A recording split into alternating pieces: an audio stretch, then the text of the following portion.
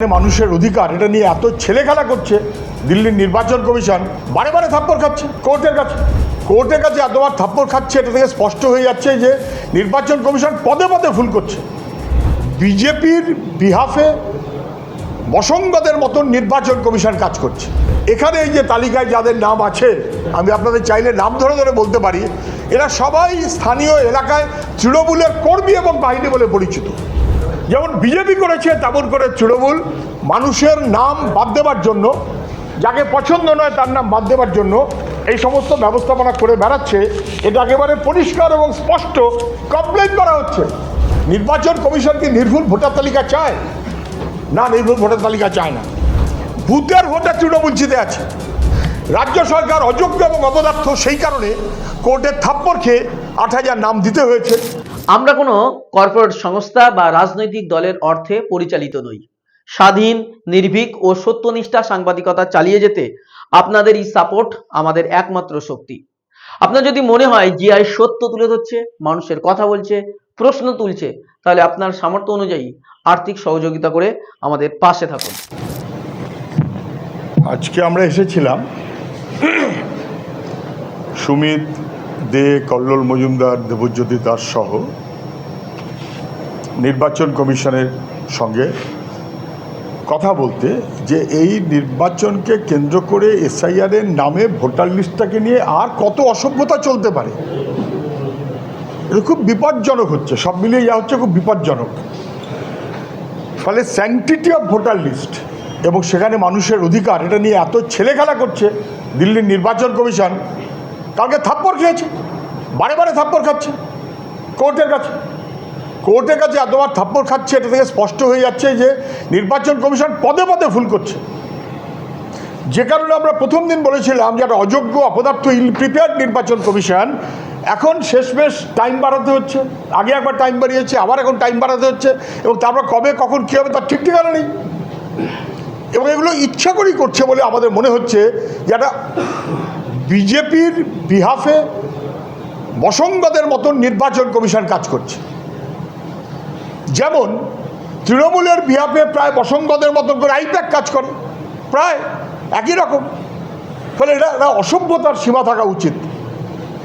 মোস্তারিবারুর case, মুখ্যমন্ত্রী লাফাতে লাফাতে চলে গেলেন। আরেকবার বলুক যে মোস্তারিবারু বাংলার মেয়ে, অস্বীকার করে একটা এমন আমি করেছি ভাব, এবং তারপর সেখানে গিয়ে ৮,৫০০ অফিসার দেবেন বললেন।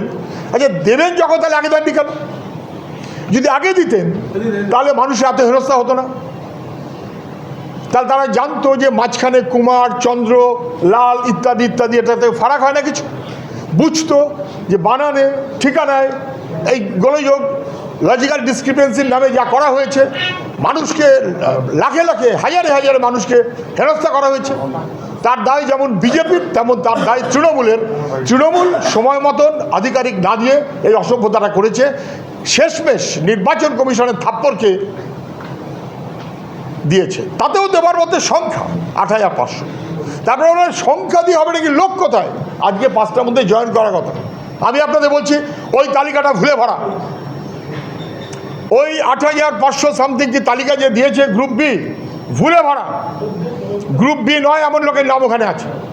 পলিটিক্যাল ইন্টারেকশন নিয়ে কাজগুলো করা হচ্ছে, যাতে সব মিলিয়ে মানুষ তার ভোটাধিকার, তার হেনস্থা চূড়ান্ত একটা কিছু হয়।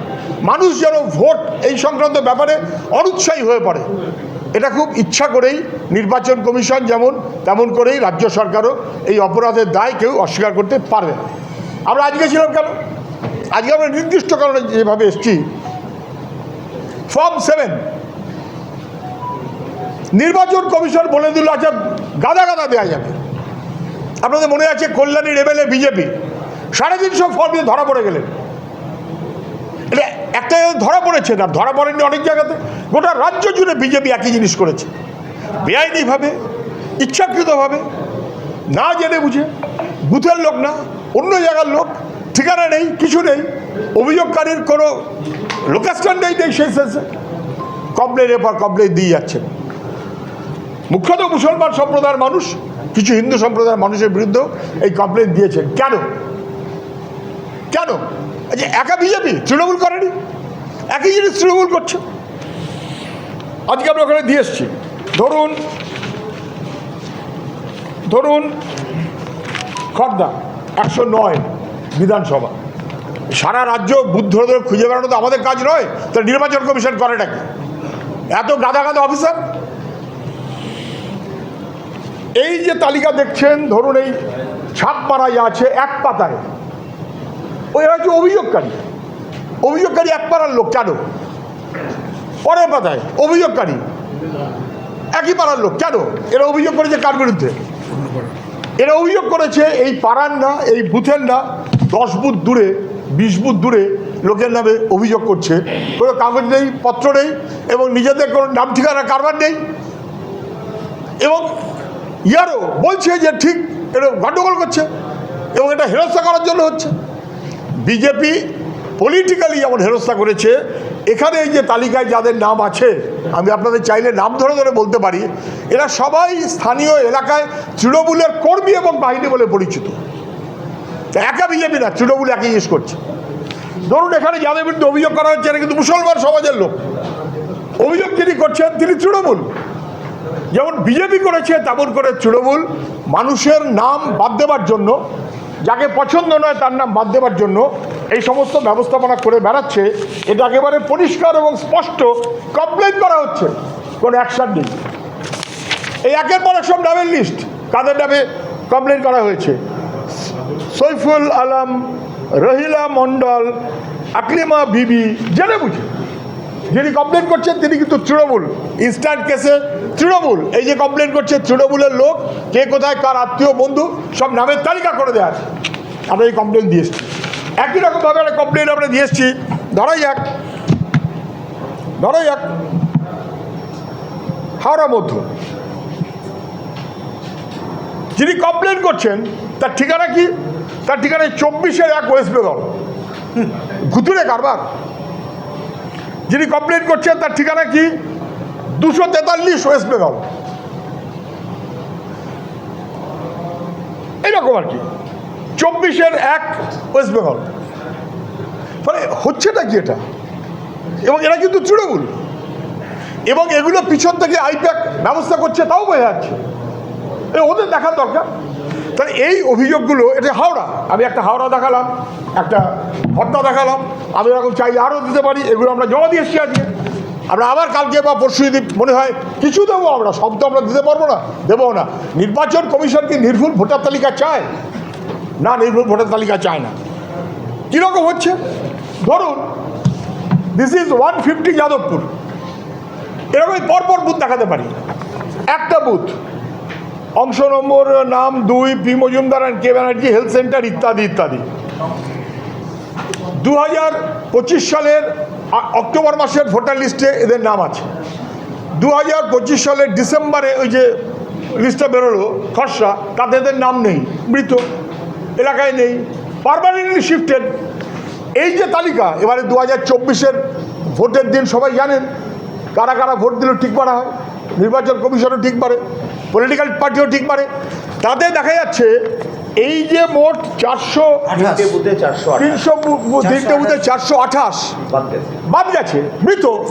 তাদের মধ্যে 311 জন ভোট দিয়েছেন 2014-তে, 2024-এ। আমি দিয়ে এসছি ওখানে। Booth number 1, booth number 3, booth number 12, number of SD etcetera, একটাতে 117, একটাতে 125, একটাতে 186, মোট 428। তার মধ্যে ভোট দিয়েছে 2024-এ 311 জন।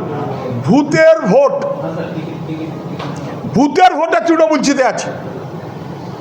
বুথের ভোটে অন্যান্য জায়গায় যেমন বিজেপি জেতে, ত্রিপুরা, এখানে তৃণমূল জিতে আছে। ফলে না বুঝবার কোনো কারণ নেই যে মানুষের ভোটের অধিকার নিয়ে এই, আমি বলবো, ছাবলামো করা, ছেলে মানুষেরা ছাবলামো করা, এটা আমাদের সংবিধানসম্মত মনোভাবের কমপ্লিটলি বিরুদ্ধে যায়। এবং সেই কারণেই মোস্তানি মানুষদের যেতে হয়েছিল কোর্টে। মুখ্যমন্ত্রী পরে চলে গেলেন, বেশ করেছেন, উনি মুখ্যমন্ত্রী, উনি যাবেন না কেন? কিন্তু আগে গেলেন না কেন? আর গিয়ে সব আমি করেছি ভাব করলেন কেন? বাংলা তার নিজের মেয়েকে চায়, বাংলা তার নিজের মেয়ে মাস্তানি বাড়িকে চায় না? আর কত নিচে নামবেন এবং রাজ্যটাকে নিচে নামবেন আমি জানি না। আমি অযথা বাড়াচ্ছে না। আমরা কমপ্লেন দিয়েছি, এলাকায় এলাকায় এরকমের সমস্যা যেখানে যেখানে রয়েছে তারা কমপ্লেন দিন। নির্বাচন কমিশন অপদার্থ এবং অযোগ্য প্রথম থেকে, কোর্ট সেই কারণে টাইম এক্সটেন্ড করেছে। রাজ্য সরকার অযোগ্য এবং অপদার্থ, সেই কারণে কোর্টের থাপ্পড় খেয়ে 8,000 নাম দিতে হয়েছে। এরা সবাই মিলিয়ে ভোটটাকে যেভাবে ভোটার লিস্টের অধিকার সহ 12টা বাজাতে চাইছে, তার বিরুদ্ধে আমাদের শুধু কথা থাকবে, শেষ দিন পর্যন্ত অপেক্ষায় থাকুন, চোখ রাখুন, খেয়াল রাখুন, আমার সহ নাগরিকের অধিকার যেন কেউ কেড়ে নিতে না পারে, অথবা যার নাম থাকার কথা নয় তার নাম যেন কেউ যোগ করতে না পারে। নির্বাচন কমিশনকে বলবো, ভোটার লিস্টটা বার করার আগে ভালো করে দেখে নেবেন, ক্রস চেক করুন। ওই কোথায় কী সব সার্টিফিকেট পাঠাচ্ছেন ভেরিফাই করতে, তারপর ভেরিফাই করে আসবে কি আসবে না, শুধু ওর জন্য ওয়েট করলে হবে না। এটা হচ্ছে আমাদের কাছে খুব স্পষ্ট কথা। এই অস্বচ্ছতা একেবারে পরিষ্কার, একেবারে প্রমাণিত। ইলেকশন কমিশন যেমন বলেছে, তেমন বিজেপি তৃণমূল দুজনেই এই অপদার্থের মতন এসব কাজে যুক্ত হয়ে যাচ্ছে। এইটা আজকে আমরা দিয়ে এসেছি এবং আমরা কিন্তু ছাড়ছি না, এই কথাটা বলার জন্য আজকে এসেছিলাম। কিছু কমপ্লেন দিয়েছি, আবার কমপ্লেন দেবো। আপনারা ফর্ম 7-এর কথা বলছেন, এই ফর্ম 7 এসআইআর চলাকালীন উড়িয়ে দিয়েছিল অভিযোগ এসেছিল মনিরুল ইসলাম, অসিত মজুমদারদের বিরুদ্ধে। ডিজিকে বলেছে হলফনামা দিতে সুপ্রিম কোর্ট। এখনো পর্যন্ত এই অসিত মজুমদার বা মনিরুল ইসলামের নাম হলফনামায় থাকবে কিনা সেটা নিয়ে এখনো কোনো সিদ্ধান্ত হয়নি। ফলে এই ফর্ম 7 নিয়ে আপনাদের আবার একটা অভিযোগ, এই যে তৃণমূলের দুজন নেতার নামে অভিযোগ, হ্যাঁ, তাদের বিরুদ্ধে এখনো কোনো ব্যবস্থা নেই। এই নেতাদের মাথায় যিনি আছেন তিনি গুন্ডাদের কন্ট্রোল করেন, ফলে তিনি এদের কন্ট্রোল করেন। আসলে তিনি এদের কন্ট্রোলে চলেন। যোগ্যতা নেই এদের বিরুদ্ধে কিছু বলবার, যোগ্যতা নেই। এরাই টাকা জোগায়, এরাই লুঠের বখরা জোগায়, এরাই ভোট জোগায়, এরাই মানুষের অধিকার কেড়ে নেয়। এরা প্রশ্রয় পায় নবান্নের, না বুঝবার কি আছে, টাকার ভাগ পায় কালীঘাট।